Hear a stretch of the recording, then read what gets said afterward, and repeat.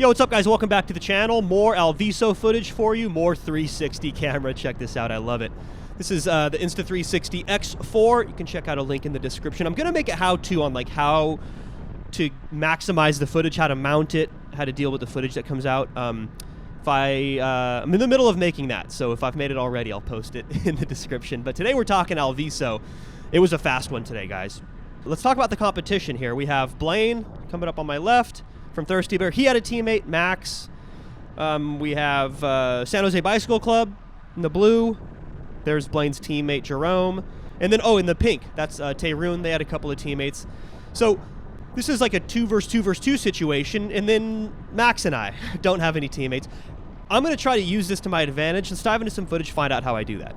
Okay, super early on here, we have a pink jersey. This is Donnie Ice up the road, following an attack by Max. And now the name of the game when you're up against a few strong teams like this is to make sure that you're not doing unnecessary efforts. Lean on the other teams to do that. And this is Dante, his teammate in the pink, doing the classic drop anchor on the front. It helps your teammate get a gap. But I'm not overly concerned about this, even though Donnie Ice up there, and Max for that matter, are both incredibly strong breakaway riders. This is early on in the race, and we have San Jose in the blue there that just passed me on my left, and we have the two Thirsty Bear riders who have missed it. So I'm going to see if I can get them to at least help in the chase effort. I'm not going to overreact. We have a long ways to go in this race, and I'm just going to make sure that they're going to be doing just as much work as I am. So I think I'm going to take a poll here just to make sure that they're kept on a leash. But as I do that, we can see the aforementioned Blaine from Thirsty Bear, not content rolling turns.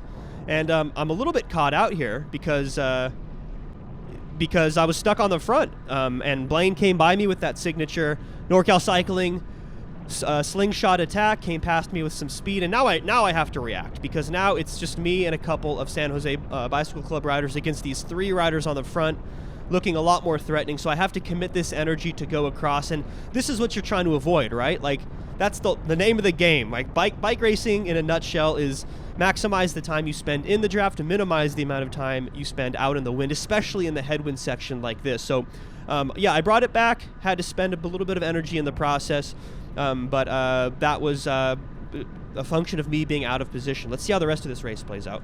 And this is the way it went for the next several laps, actually. A little bit further along in this race. And now you can see this group of 2 has snuck off the front.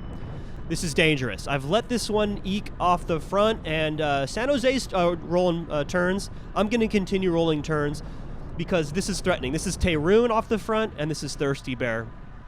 2 of the teams represented, 2 of the 3 teams represented. San Jose just did their effort. Now I'm just going to continue on the gas here because, yeah, we're going fast because we have to keep them on a leash. We have to make sure that, yeah, I'm going to elbow flick through. I'm going to make sure Max is doing some work too. We have to make sure that their lead doesn't blow out. I want to keep them close, within striking distance. And I'm going to slot back in, I believe. Yeah, I should slot back in. Looks like I'm going to. Because I have to stay up towards the front, I have to make sure that I keep my eyes on this gap. Because, yeah, now it looks like we've closed it down quite a bit. You can see why, though, this can get really threatening really quick. You know, we have just a handful of seconds, but this front group starts to fall apart. You can see gaps opening up behind me. And this is a critical moment in the race. We're shedding riders. This is fast. This is really fast. And these 2 riders can get away. So I have to just commit to an effort here. Now, how do we deal with this? You know, when I don't have any teammates, how do I deal with 2 threatening riders off the front? As long as people are rotating, I'm rotating. But you can see this isn't really like a friendly pull. This also isn't me trying to solo bridge across. This is something in between. I notice the gaps. You can see I keep looking back. And this is because I'm kind of monitoring things. What I want is to force a selection. You can see more gaps opening up.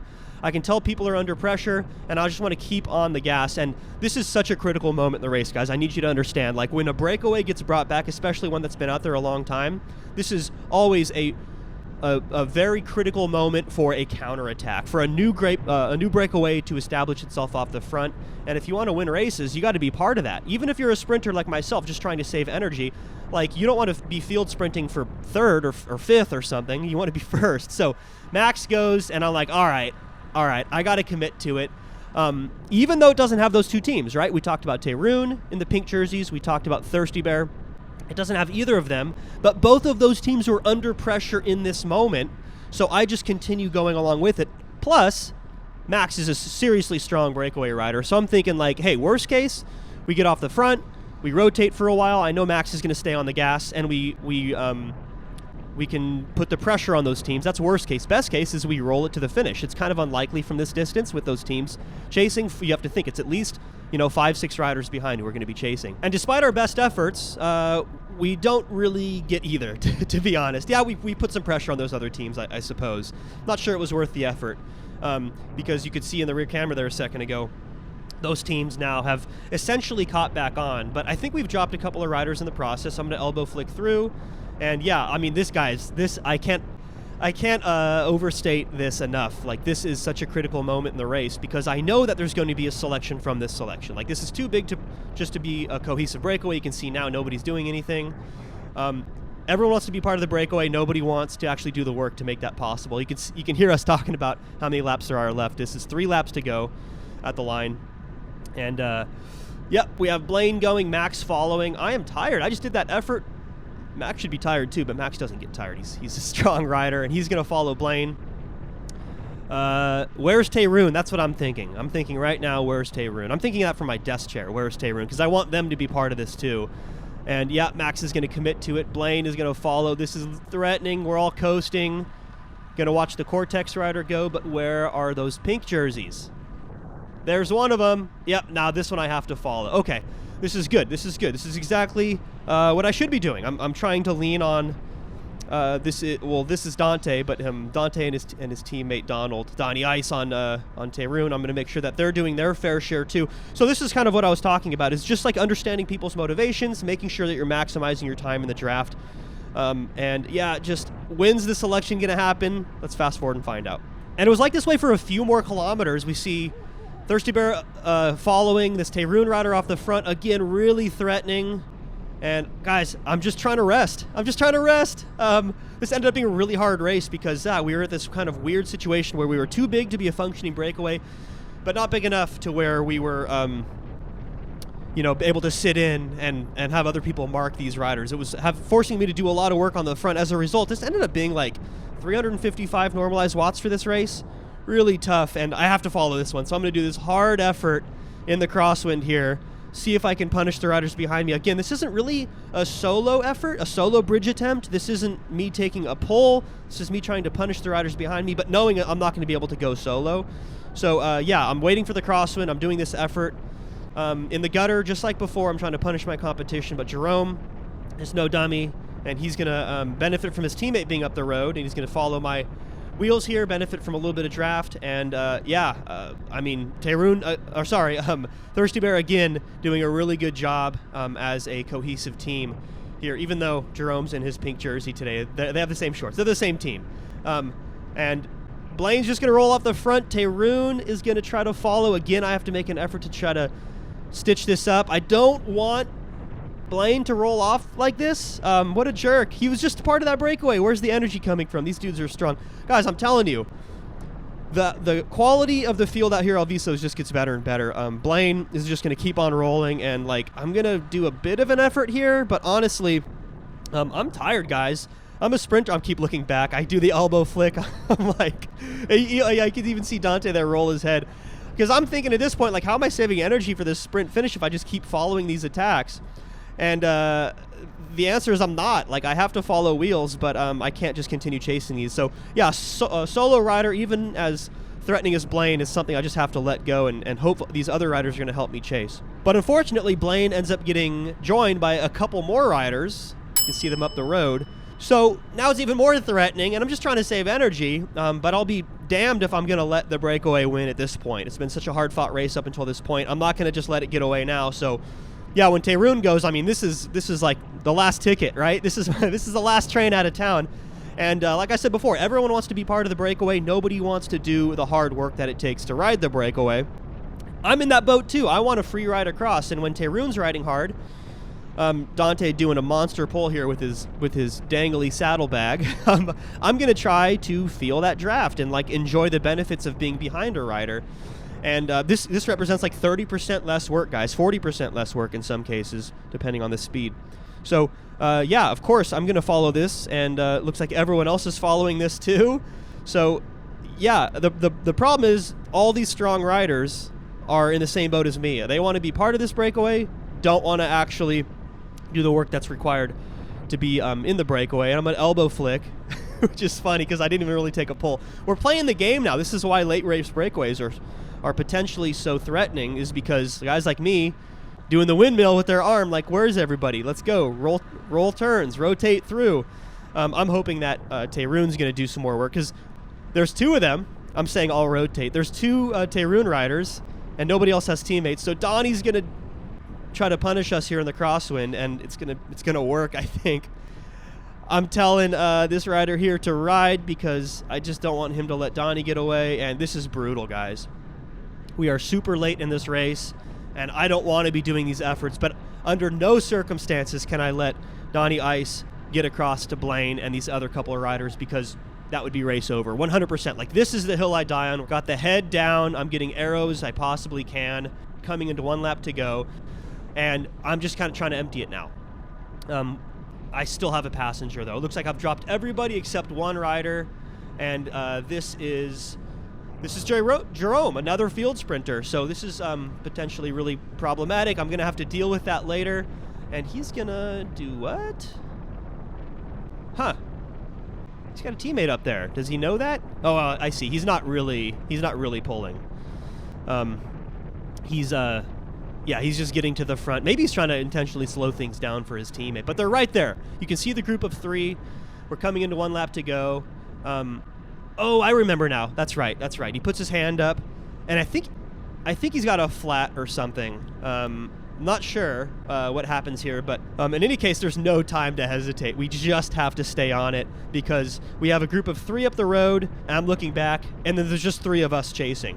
In fact, there's only 2 of us chasing because we know Jerome's not going to do any work to chase his teammate. Now, Donnie doesn't have a teammate up there. I don't have any teammates in this race at all. So I know that he is likely going to take a pole. He might try to attack me and go across solo. But guys, let's not forget, Donnie's been in a lot of these moves throughout the day. And as strong as he is, I don't know if he has like drop Jeff and get away solo across to that move type of energy left. So I'm going to elbow flick a couple of times, one more time. I'm going to give him the eyes of shame. Oh, and it works. He's taking a pole. This is great, because if he wasn't going to take a pole, then we would have been in trouble. Like, I think I could have gotten across, but I would have tried to drop Donnie like in the crosswind section or something, because I wasn't just going to tow Donnie across. He's too strong to let that happen. So, yeah, we're on the last lap now, guys. I have to get across. Consistency's efficiency. You're going to notice that Donnie's taking a smooth pole. I was taking a smooth pole. Because we're both in the same boat. We're both losing this race. Neither of us have teammates up there. We both just have to get across. So consistency's efficiency. You can see, Donnie's taking a decently hard pull here, but the most important part, like I said, is it's consistent. I'm going to get to the front here, also take a consistent pull. I'm not going to gutter Donnie. That would be an unbro move, because right now we're almost just like we're teammates, right? If I were to be all the way on the right here, you can see the wind arrows, I would be punishing Donnie. I don't want to punish Donnie because I want him to take another pole potentially if I can't close the rest of this down myself. So yeah, we're essentially teammates now because we just have to get across. And yeah, hard effort here in the headwind. Well, not so hard anymore, but hard effort up until this moment. It looks like these 2 riders off the front. This is Blaine and Max. They are both tired. We have Donnie and I who are both tired, so it's going to be much less of a field sprint and more just like who's got anything left at the end of this race. Oh, it looks like Donnie's kind of dropping the wheel a little bit here. So maybe Donnie was finally tired after all of those hard efforts off the front that he did with his teammate Dante. And yeah, so now it looks like it's just down to the 3 of us, but maybe Donnie can catch back on. I don't remember this being such a dynamic finish. I'm excited. I can't remember exactly how this one ends. But at this point, what am I thinking as a sprinter? I'm just thinking, can I save as much energy as possible between now and the finish? And guys, we only have like 30 seconds between now and the finish, maybe 45. Yeah, it looks like Donnie does come back on because if we slowed it down, I'm riding on the far right-hand side just to be ready in case somebody attacks. Just like Max is doing here, I want to make sure I'm on the sheltered side. I know it doesn't seem like much, but every watt counts this late in the race. And I can't let anything get away now, guys. We're 500 meters to go, and I just have to be following these moves. while saving energy as best as I possibly can. The good news for me is everybody is quite tired. Now I'm going to favor one side of the road, the left-hand side of the road, and make sure that I am not going to get, a sneaky attack like this one from Max. And right there, that check back right there was super important. I noticed that Donnie was letting my wheel go a little bit. Max was caught. And yeah, this is way earlier than I wanted to go, especially with tired legs. But you have to be opportunistic in bike racing in order to win races. And yeah, even though this was like a super long sprint, I just have to put my head down, grab a gear, and just continue on the gas, because there was a moment there where I had an opportunity to make the win possible, and that's exactly what happened. I was able to hold off the competition, even though I was on fumes there at the end. Blaine almost caught and passed me. Super close one, super exciting one, but that is how the race was won here at Alviso. Quick reminder, link in the description to check out the Insta360 X4, which is how I recorded this video. That link will get you 11% off, but it only applies to the first 15 orders, so act quickly. And I'll also link a how-to video on how I set this up, how I record it. So thanks for watching, guys. As always, I'll catch you in the next one.